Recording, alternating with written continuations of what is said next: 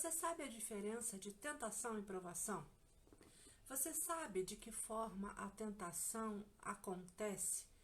Como é que isso acontece? Como é que a gente cai ou não numa tentação? Nós estamos vivendo em momentos de deserto. E nos momentos de deserto, muitas coisas acontecem. Então, se você quer saber mais sobre esse assunto, fica comigo até o final do vídeo, ok? E vamos combinar uma coisa? No final, você vai comentar o que você aprendeu a respeito agora e vai deixar aquele like pra gente, tá bom? Vamos começar? Mais uma sala de oração e hoje eu quero convidar você a abrir a sua Bíblia no livro de Lucas, no capítulo 4. Falando de deserto, nós estamos vivenciando tempos difíceis e quando a gente fala, tô passando um deserto, a gente quer dizer alguma coisa sofrível, árida, não muito produtiva, né? Porque supostamente no deserto, num lugar árido, não é possível a geração de vida. Nós sabemos que isso não é verdade, mas quando nós falamos tô no deserto, essa é a memória que se tem, de que estamos vivenciando alguma coisa que aos olhos humanos não é fértil. Não é possível que torne algo bom a partir de um deserto. Então eu quero convidar você a ler comigo uma história de deserto. E esse deserto foi na vida de ninguém mais, ninguém menos do que o próprio Jesus Cristo. Vamos lá? Lucas, no capítulo 4, nós sabemos que os títulos foram colocados muito posteriormente a quando as escrituras sagradas foram escritas e que não haviam capítulos e versículos, mas que hoje eles existem para nos ajudar. Mas só para situar você, nós estamos num momento da vida de Jesus em que ele acabou de ser batizado nas águas e acabou de receber visivelmente diante dos homens o batismo com o Espírito Santo, porque no capítulo 3, um pouco antes, diz que o céu se abriu e o Espírito Santo desceu sobre ele na figura de uma pomba, e do céu veio a voz de Deus que dizia: este é o meu filho amado em quem me comprazo, em quem tenho grande prazer, em quem tenho grande alegria. Então, a partir desse momento, desse marco na vida de Jesus, aonde ele se submete àquilo que é uma ordenança dele, que todos nós façamos publicamente para demonstrar que somos seus seguidores, após uma grande vitória, após a saída de um momento extraordinário na vida de Jesus, o próprio Espírito Santo conduz Jesus a um outro momento da vida dele. E é esse momento que nós vamos ler agora. Lucas capítulo 4, vamos para o momento deserto na vida de Jesus. Jesus, cheio do Espírito Santo, que foi o que ele recebeu após ser batizado nas águas, voltou do Rio Jordão e foi conduzido pelo Espírito ao deserto. Em algumas versões diz foi levado pelo Espírito ao deserto. Quando a gente pensa nessa cena, a gente pensa em algo meio cinematográfico, assim, né? De Jesus sendo tirado de um lugar e aparecendo no outro, pá, de repente, né? Mas aqui diz que Jesus foi conduzido ao deserto, foi levado, saiu de um lugar e foi para outro lugar. Não necessariamente de uma forma extraordinária, extraterrena, digamos assim, né? Nem como um né? Mas foi levado. Às vezes nós, na nossa vida, somos levados a situações. Saímos de algo extraordinário, de uma vitória muito grande, e logo depois nos deparamos com uma situação de deserto. É isso que aconteceu aqui com Jesus. E ele foi conduzido pelo próprio Espírito ao deserto, né? Onde foi tentado pelo diabo, está escrito isso aqui, tentado pelo diabo durante 40 dias. Nós começamos a nossa conversa sobre tentação e provação. A Bíblia nos diz que Deus não tenta ninguém. Portanto, a tentação existe com um objetivo e a provação existe com outro objetivo. Então, o objetivo da tentação, o diabo usa a tentação para levar você a pecar, usando os seus próprios desejos naturais. E toda vez que o diabo tenta alguém, ele usa sempre a mesma fórmula desde a criação do mundo. A forma como o diabo tentou Eva no paraíso foi a mesma fórmula que ele usou para tentar Jesus, e a gente vai ver isso. Tá junto aí comigo? Estamos agora no versículo 3.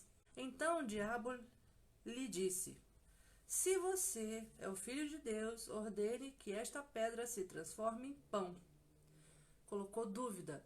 Se você é o Filho de Deus, transforme essa pedra em pão. Porém, Jesus respondeu: as Escrituras dizem, uma pessoa não vive só de pão. Jesus estava citando Deuteronômio 8:3. Vamos adiante. Então, o diabo levou a um lugar alto e num momento lhe mostrou todos os reinos do mundo. Eu lhe darei a glória desses reinos, autoridade sobre eles, pois eles são meus e eu posso dá-los a quem eu quiser, disse o diabo. Eu lhe darei tudo se, condicional, prostrado me adorares. Jesus respondeu de novo: as Escrituras dizem, adore o Senhor seu Deus e sirva somente a Ele. Jesus citou Deuteronômio 6:13. Ele já havia citado Deuteronômio 8:3 e agora Jesus está citando Deuteronômio 6:13. Verso 9. Então o diabo o levou a Jerusalém até um ponto mais alto do templo e disse: se você é o Filho de Deus, de novo, em Jerusalém, no topo mais alto do templo, isso quer dizer, no centro da cidade, no lugar mais visível de todos. Ele disse: se você é o Filho de Deus, salte daqui, pois as Escrituras dizem, olha, o diabo citando as Escrituras sagradas. Ele ordenará a seus anjos que o protejam. Eles o sustentarão com as mãos para que não machuque o pé em alguma pedra. Está citando o Salmo 91, versos 11 e 12. Olha que astuto. Tentando convencer a Jesus dentro da própria palavra, se mostrando conhecedor das Escrituras também.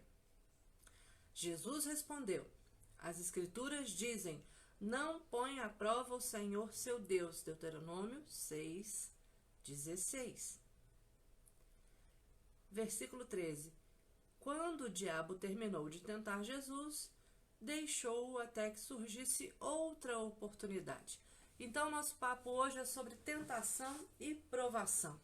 E esse exemplo que nós lemos aqui foi um processo de tentação no deserto, durante um período de escassez de alguma coisa. No caso de Jesus, foi propositadamente. Ele foi levado pelo Espírito para sentir e experimentar como nós, seres humanos, criaturas de Deus, sentimos e experimentamos as ações do maligno contra nós no nosso dia a dia. Porque se Jesus não tivesse passado por isso, não tivesse experimentado isso, seria muito difícil para algumas pessoas compreenderem como fazer para vencer essas tentações, né? O objetivo da tentação, então, é levar alguém a pecar. Mas a tentação, ela tem uma origem. Ser tentado não é pecado, né? Existe uma diferença entre você sentir o desejo de algo e consentir fazer algo com este sentimento. Você pode sentir-se tentado, cobiçar algo, porém não consentir em realizar atitudes, palavras que de fato o levem a pecar, compreendeu? Então, quando a tentação vem, você sente, mas você não precisa necessariamente consentir dar vida àquele sentimento. Então, nem toda tentação é pecado, mas toda tentação vem do diabo para a intenção é fazer você pecar. Diferente da provação. A provação, Tiago 1,12, ele diz que a provação, ela vem para a nossa aprovação. É um momento de dificuldade permitido por Deus. Nós temos, por exemplo, lá a vida de Jó, né? É um momento de dificuldade onde a nossa fé é provada, é testada para a nossa aprovação, e existe uma consequência, como consequência, uma recompensa. Então, toda aprovação, quando você é aprovado, existe uma recompensa. Uma consequência da provação é uma recompensa. A consequência da tentação é o pecado. E o pecado nos afasta de Deus. Lá em 1 Coríntios 10,13 diz que não há provação, senão humana, que não seja possível suportar. Quando Deus permite você passar por um período de deserto, seja ele uma doença, seja ele uma dificuldade financeira, uma falta de emprego, um momento em que você não plantou aquilo, mas você está vivenciando aquela situação que é difícil, que é às vezes até constrangedora. A palavra nos diz em 1 Coríntios 10,13 que não há provação que você não tenha condição de suportar, que Deus não vai te mandar nenhuma prova. Por exemplo, Deus não vai te dar uma prova de faculdade se você ainda estiver no 5º ano do ensino fundamental. Deus conhece a sua estrutura, as suas limitações, até onde você já evoluiu, e no que ele vai poder ensinar algo, produzir algo em você para que você usufrua de uma recompensa. Tá conseguindo compreender? Então, a aprovação, quando ela vem nos desertos da nossa vida, são para nos promover e não para nos rebaixar, e não para nos destruir. Deus sempre usa essa estratégia da aprovação para que nós possamos nos desenvolver, nos melhorar, para que nós possamos descobrir forças que existem dentro de nós, mas que a gente não acessa quando não há necessidade. Elas ficam guardadas em nós. Você já viveu alguma situação em que você não acreditava em você, que você achava que não ia ser possível vencer, mas ao passar por essa provação, você descobriu que você é muito mais forte do que você imaginava? E isso não te deu uma sensação de uau, né? Eu consigo, eu consigo. Com Jesus eu posso atravessar qualquer situação. Então, nós vemos aqui nesse processo, nesse momento deserto na vida de Jesus, que ele teve algumas fases. E eu estava olhando como é que Satanás faz esse processo da tentação. Como é que a tentação acontece? Então eu vou abrir a Bíblia aqui em 1 João 2,16. Abre aí comigo. Diz assim: porque tudo que há no mundo, os desejos da carne, os desejos dos olhos e a soberba da vida, não procede do Pai, mas procede do mundo. Então, dá uma olhadinha nisso. O desejo da carne, o desejo dos olhos e a soberba da vida. Então, se a gente dá uma olhadinha na tentação de Eva, por exemplo. Tentação de Eva, o diabo falou assim, olha, ele quis que ela sentisse. Ele quis que ela visse, tivesse desejo de ter. E mais do que isso, ele quis que ela quisesse sentir, possuir e ser. Vamos lá para Gênesis 3. Vendo a mulher que a árvore da vida era boa para comer, agradável aos olhos e desejável para dar entendimento.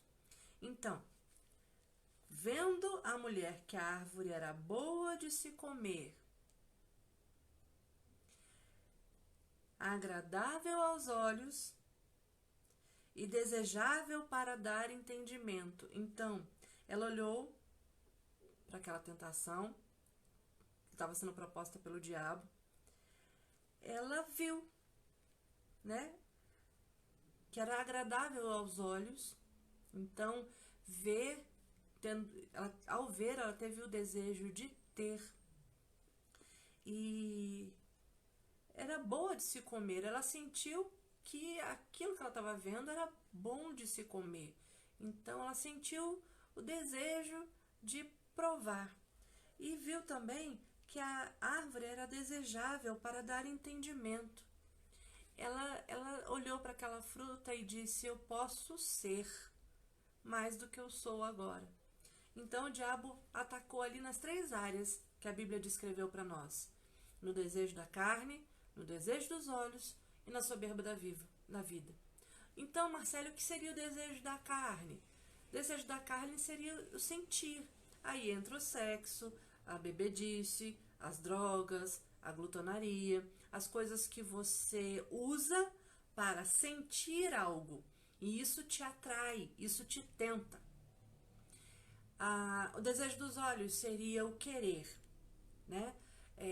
Atua mais na área de você vai ver alguém tem um determinado carro e você deseja aquele carro, você quer ter aquele carro porque o fulano tem aquele carro.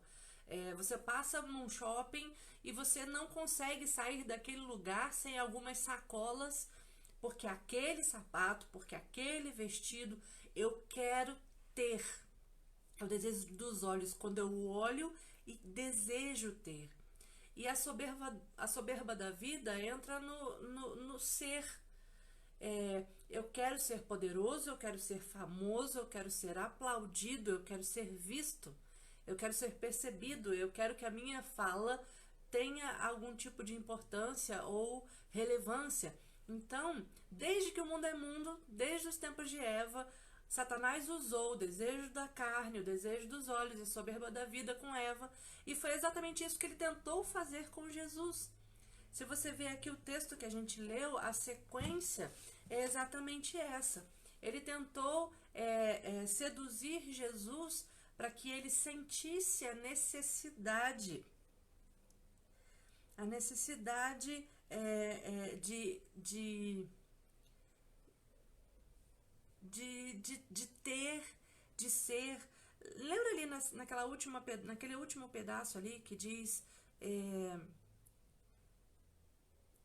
pedaço que ele leva lá para o topo de Jerusalém, diz: se joga daqui, né? Ele estava dizendo para Jesus assim: eu posso te dar fama. Nós estamos aqui no centro da cidade, no topo do templo. Se você se jogar daqui e os anjos vierem e não deixarem que você morra, vai ser um show cinematográfico e as pessoas vão dizer: uau! Os anjos vieram e não deixaram ele cair. Vai ser um show, você vai ficar famoso, você vai ficar conhecido. Então, Satanás ele propôs a soberba da vida para Jesus. Diz: olha, você vai ser aplaudido. Vocês estão entendendo? A mesma coisa que ele fez com Eva, ele fez com Jesus e ele faz com você e comigo todos os dias. Nós somos tentados porque queremos sentir coisas. Quando nós temos um problema, nós queremos aliviar as tensões do dia a dia, o que as pessoas normalmente procuram? É sexo, é drogas, é um tipo de música, é comida em excesso, é bebida em excesso. São os excessos que fazem sentir, nem que esse sentir seja um esquecer momentâneo. Outra coisa que são fugas que nós usamos, como o querer ter. É saudável você desejar ter coisas, não tem grande pecado em querer ter coisas. O problema é que Satanás, sabendo dessa nossa ganância natural de querer ter, e de querer ser, ele nos seduz, ele nos tenta nessa área também. E assim como ele fez com Jesus, ele nos tenta na área da visibilidade, dos aplausos. Quando você faz tudo com com a intenção errada, com a intenção apenas de aparecer, de ser aplaudido, de ter a sua palavra como sendo a última. Então, assim como foi com Jesus, ele é comigo e com você. Mas Jesus venceu a tentação na palavra. Jesus usou as Escrituras para vencer as tentações que vinham atacar os seus próprios desejos, a sua própria carne, os seus próprios olhos e a própria soberba da vida, que é natural do ser humano. Jesus usou o livro de Deuteronômio. Por que eu quis dar aonde estava escrito aquilo que Jesus citou? Porque as 3 vezes em que Jesus citou as Escrituras, Jesus citou Deuteronômio. E Deuteronômio faz parte dos 5 primeiros livros da Bíblia. Deuteronômio é uma parte da Bíblia em que o judeu, todo judeu verdadeiro, ele precisava recitar pelo menos 2 vezes por dia um texto de Deuteronômio, que está lá em Deuteronômio 6, de 4 a 5. Diz assim: escute, Israel, o Senhor nosso Deus é o único Senhor, portanto, ame o Senhor seu Deus de todo o seu coração, de toda a sua alma e com toda a sua força. Todo judeu tinha que recitar isso pelo menos 2 vezes por dia. E isso é conhecido como o Shema, como o escute. Lembra, todos os dias, de manhã e de noite, você tem que recitar Deuteronômio. Então, Deuteronômio está no Antigo Testamento, como o Evangelho de João está para o Novo Testamento. O livro de Deuteronômio está contendo os ensinamentos de Moisés, sabe? Como se fosse assim, um compêndio das mensagens que Moisés pregou. Então, Jesus, o que Jesus está dizendo para o diabo? Jesus está usando as Escrituras para vencer a sua própria carne, o seu próprio eu, dizendo para o diabo: eu sei quem eu sou. Não é se eu sou filho de Deus, não, eu sou filho de Deus, eu sei quem eu sou. E eu não vim aqui nessa terra a passeio, eu tenho um propósito. E o meu propósito está claramente descrito na palavra do meu Pai. E não há sedução que você possa fazer a mim que vá me desviar daquilo que o meu Pai planejou. Porque as Escrituras dizem. E aí ele termina dizendo: não tentarás ao Senhor teu Deus. Você sabe com quem você está falando? Eu sou. Você sabe com quem você está falando? E é interessante que ele baseia suas respostas na coleção dos sermões de Moisés. Textos isolados foi o que Satanás fez quando ele pegou Salmos. Ele pegou um texto, isolou do contexto e tentou seduzir Jesus com isso.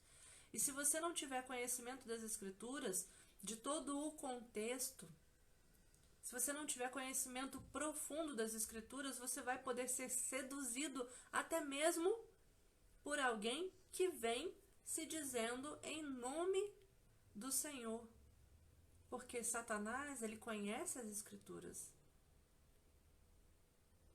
E ele pode tentar seduzir você dentro da própria igreja, dentro daquilo que ele sabe que é importante para você. Mas se você conhece o texto, se você conhece o contexto, fica muito mais fácil perceber quando é um falso profeta, quando é uma tentação ou quando é uma palavra que vem de Deus. Então, como é que a gente vence a tentação, Marcelo? Então, quando você sentir algo que está tentando você, que está tentando a sua carne, você precisa se lembrar de quem você é. Eu sou filho de Deus, eu sou amado. Eu não preciso de fugas para deixar de sentir ou vir a sentir coisas, porque o meu Deus me preenche. Você precisa buscar completude e satisfação em Cristo Jesus. Você precisa ser inteiro, você precisa ser íntegro, você precisa ser a mesma pessoa dentro da tua casa, de joelhos no teu quarto, falando com teu pai, e no seu trabalho. Seja inteiro, seja verdadeiro, seja filho. Assuma a paternidade de Deus, se comporte como filho de Deus, não como um filho bastardo, não como qualquer um que foi largado no mundo de qualquer maneira. Quando você começar a sentir que você está sendo muito tentado nos olhos, a querer ter coisas, substitua essas compras compulsivas por generosidade. Senhor, eu tenho desejado ter tais coisas, mas ao contrário disso, eu quero ser generoso, eu quero dar aquilo que eu tenho. Em vez de possuir mais coisas, eu quero compartilhar aquilo que o Senhor já me deu com outras pessoas com generosidade. Eu quero ser um ofertante em causas que sejam verdadeiras e justas, que venham glorificar o teu nome. Eu quero ser fiel ao Senhor em todas as coisas que eu fizer. Então, quando a sensação do ter vier, seja generoso, em vez de possuir, dê. Muda o paradigma do teu pensamento. Toda vez que você sentir a necessidade de ter algo, pense sobre o que você está pensando. Você é um ser racional, você é um ser inteligente. Por que é que eu quero ter aquilo? Eu preciso daquilo? Realmente preciso? Alguém da minha família precisa? Ou eu quero ter porque o fulano tem, porque o Beltrano tem, porque o ciclano tem? Ou eu quero ter porque se eu tiver, eu vou adentrar em determinada roda da sociedade que eu não entro se eu não tiver? E essa é uma palavra muito simples para qualquer adolescente entender. Por exemplo, você tem um iPhone? Ou você tem algum outro celular muito legal, mas que não é um iPhone? Existem determinadas rodas de amizades de gente que não vale a pena você ter amizade, que você só entra se você tiver certas coisas. Se eu não possuo um iPhone, eu não faço parte desta turma, porque eu não tenho o nível dessas pessoas. Querido, se for para você ser aceito numa roda só porque você tem alguma coisa, então é melhor não estar nessa roda, compreendeu?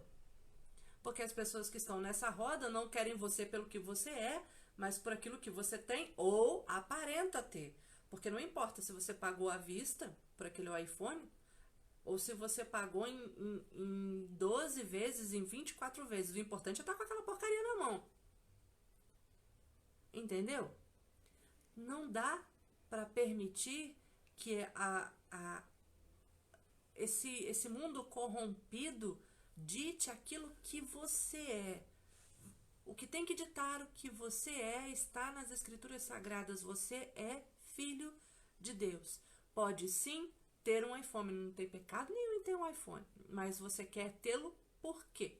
Porque ele é um bom aparelho, porque ele te dá várias coisas para que você trabalhe bem no seu serviço, você precisa dessa tecnologia? Ok, tenha. Se você pode, tem dinheiro, vai lá e compra. Não tem, vai comprar por quê? Vai se endividar para ter uma coisa que você não precisa, para que as pessoas vejam que você é uma coisa que você não é? Isso não é provação, isso é tentação. E a tentação vem com o objetivo de puxar o teu tapete, então fica ligado, ok? Então nós vamos encerrar essa parte desse nosso entendimento a respeito do que é tentação e do que é provação, orando ao Senhor. Sabe, querido, quando o momento de deserto chega, quando a provação chega, nós devemos nos alegrar. Sabe por quê? Porque significa que a gente já saiu de algum deserto, que a gente já saiu de algum Egito, desculpa. Porque Egito é escravidão, Depois que o povo saiu da escravidão, eles foram para o deserto. E aí do deserto, eles chegaram na terra prometida, Canaã. Então, como eu falei para você, toda aprovação, ela vem com o intuito de aprovar você e te dar uma recompensa. Então, se você está passando por um período de deserto, por alguma provação, por alguma dificuldade, por alguma doença, por alguma perda, por algum desemprego, alguma coisa, se você for fiel, lembrando que Deus não permite que nada aconteça com você que você não possa suportar. Se você suportar, se você se agarrar às Escrituras Sagradas, se você colocar a sua fé no lugar certo, Deus vai recompensar você.